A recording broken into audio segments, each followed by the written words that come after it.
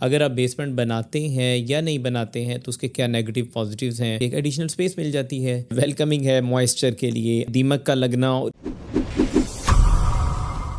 क्या आप घर बना रहे हैं और बेसमेंट के हवाले से कंफ्यूज हो रहे हैं? तो आज की वीडियो इसी हवाले से है कि हम डिस्कस करेंगे कि अगर आप बेसमेंट बनाते हैं या नहीं बनाते हैं तो उसके क्या नेगेटिव पॉजिटिव्स हैं, और अगर आप बना ही लेते हैं तो उसमें क्या चैलेंजेस आ सकते हैं। डेफिनेटली हम सारे तो नहीं कवर कर पाएंगे, लेकिन कुछ कोशिश करेंगे कि थोड़ा सा अगर हम डिटेल में डिस्कस कर सकें कि बेसमेंट के, क्योंकि ये एक ऐसा टॉपिक है ज़्यादातर लोग इसके हवाले से कंफ्यूज ही रहते हैं और इवन डिज़ाइनर्स भी बाज़ दफ़ा उस तरह क्लियर नहीं कर पाते हैं। तो मकसद ये था कि हम इसके ऊपर आज बात कर सकें, और अगर आपको कोई भी क्वेश्चन हो रिलेटेड टू द बेसमेंट, या अगर आपका कोई चैलेंज गुजरा हो, या अगर आप समझते हैं कि आप इसके ऊपर इनपुट देना चाहें, तो जनाब आप ज़रूर कमेंट में दीजिएगा। कोशिश करेंगे कि हम आपके साथ इंटरेक्शन करते रहें, और अगर चैनल अभी तक सब्सक्राइब नहीं किया तो कर दीजिएगा ताकि हमारा ये ताल्लुक़ और मज़बूत हो जाए।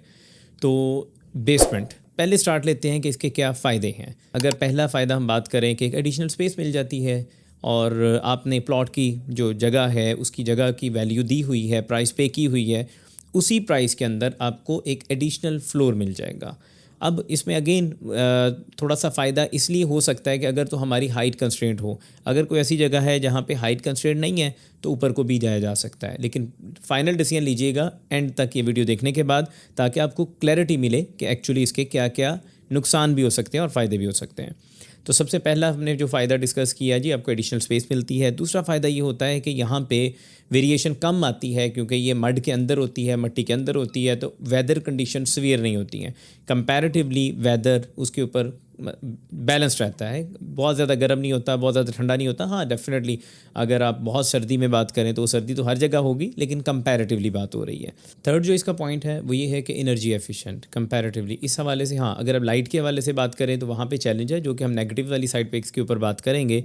लेकिन एनर्जी के हवाले से वही बात है कि अगर मौसम का बहुत ज़्यादा शिद्दत नहीं इख्तियार करता तो आपको बहुत ज़्यादा उसकी हीटिंग एंड कूलिंग के अंदर बेसिकली आपकी एनर्जी एफिशिएंट हो सकती है।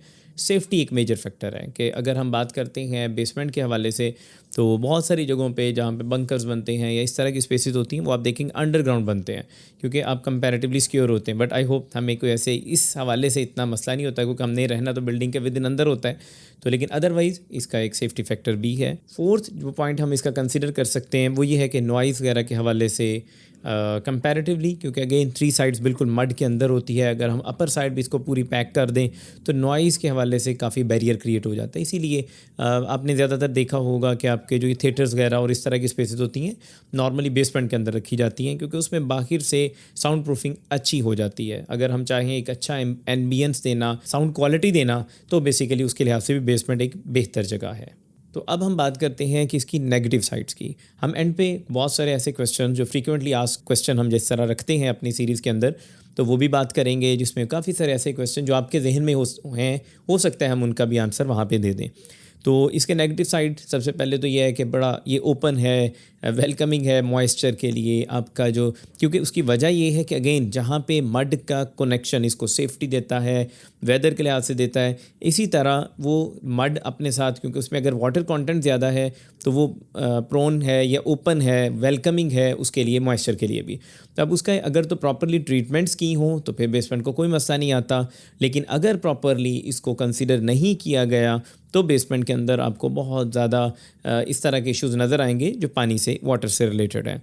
दूसरा पॉइंट ये है कि लाइट के हवाले से, लाइट क्योंकि इसके अंदर साइड्स के ऊपर मड होती है, तो इसमें जो पुराना थोड़ा सा पीछे चले जाएं तो वो एक सिर्फ वेंटिलेटर्स होते थे, तो उस केस में लाइट भी अच्छी नहीं मिलती थी। लाइट के अलावा वेंटिलेशन भी सेम वजह कि उसमें वेंटिलेशन की भी कम होने की वजह यही होती थी।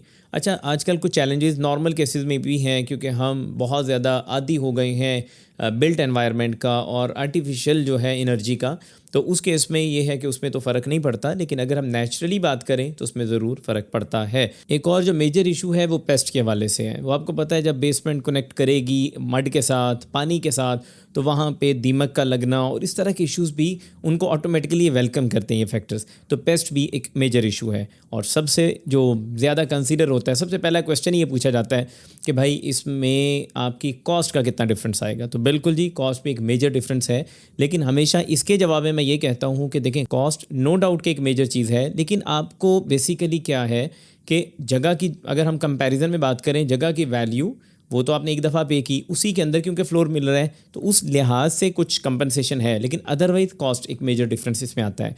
मेजर से मुराद ये है कि फॉर एग्जांपल अगर वैसे 3,000 रुपये स्क्वायर फीट है तो ये 3500, एक रफ बता रहा हूँ, हो सकता है ये 300 400 जाए, डिपेंड करता है स्केल ऑफ द बेसमेंट।